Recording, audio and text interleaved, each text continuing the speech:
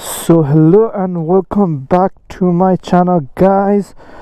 अनि आज चाहिँ मेरो बाइकको MOT छ है 10 बजे and it's already 10 minutes to 10, so I'm running a bit late. So my MOT भनेको चाहिँ एकछिनमा एक्सप्लेन गर्छु.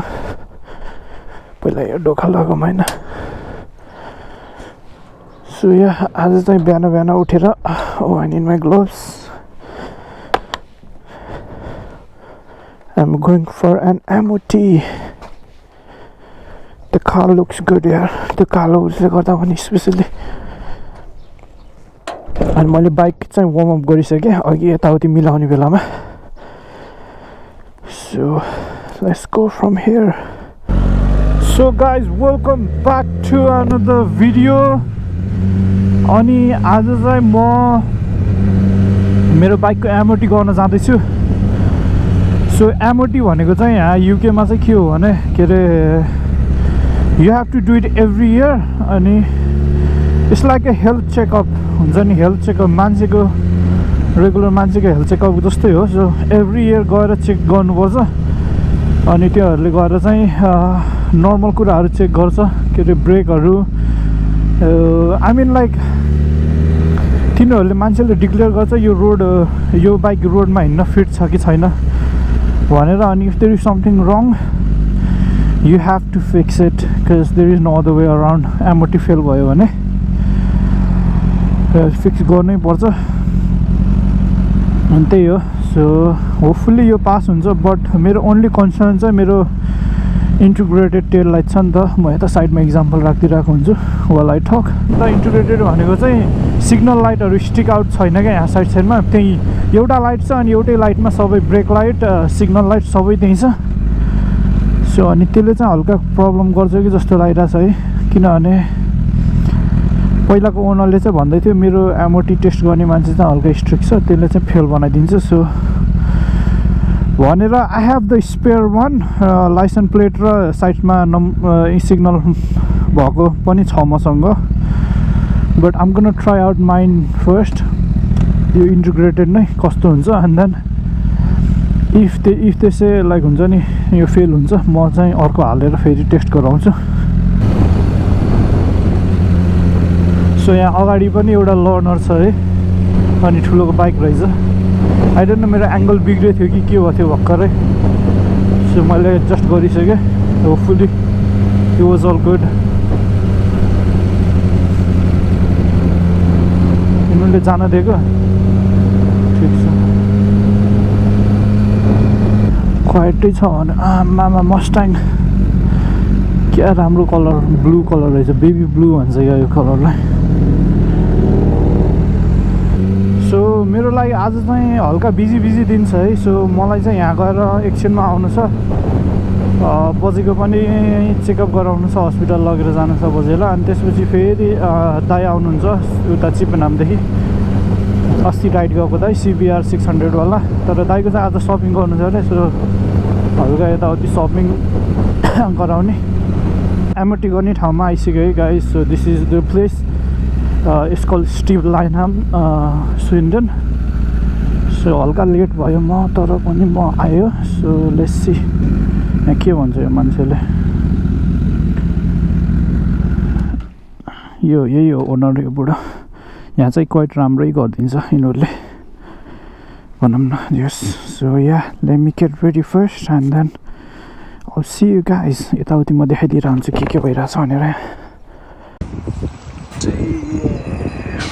यस्तो बाइक के अरे बाइक चाहिँ त MOT को लागि गइसक्यो. सो लेट्स सी के हुन्छ. एन्ड यता चाहिँ यो पनि बनाउने बाइकहरू होला. सो सर देखाइदिन्छु. यहाँ चाहिँ यिनीहरूको ग्यारेज छ फिक्स गर्ने ठाउँ.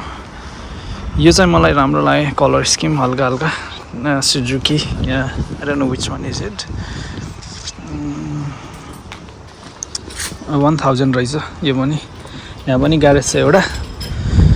अनि यहाँ स्कुटरहरू छ बनाउनको लागि. अनि यहाँ चाहिँ हस्कबर्नाको रहेछ FC 450. यो पनि राम्रो छ यो bike. I like it. And यो चाहिँ KTM 790 इट्स नेकेड यो बाइक पनि राम्रो छ अनि यहाँ रहेछ 600 सुजुकी जिक्सर पुरानोवाला दामी छ सुजुकीहरू कावासाकी छ त्यहाँ पहेँलो अनि होन्डा छ यति पुरानो होन्डा यो चाहिँ डेन्जर पुरानो 600R रे हो हेरौँ न ड्यास हेरौँ न लेजेन्डरी ड्यास होन्डाको 41,000 कुदिसकेको रहेछ यार नियरली 4,000 यसको कति छ टप स्पिड 180 रे 7,000 RPM 7,000 म्याक्स RPM दामी हो नि यो बाइक पनि होन्डा 600R अनि यहाँ छ अर्को के अरे यो के हो यामाहा WR अनि यो बाइक चाहिँ क्लिन रहेछ क्या नयाँ रहेछ क्या क्लिन गरेर राखेको यसले सो यो चाहिँ जिक्सर 1000 हो यो पनि योसिमुराको एक्जस्ट सो दामी रहेछ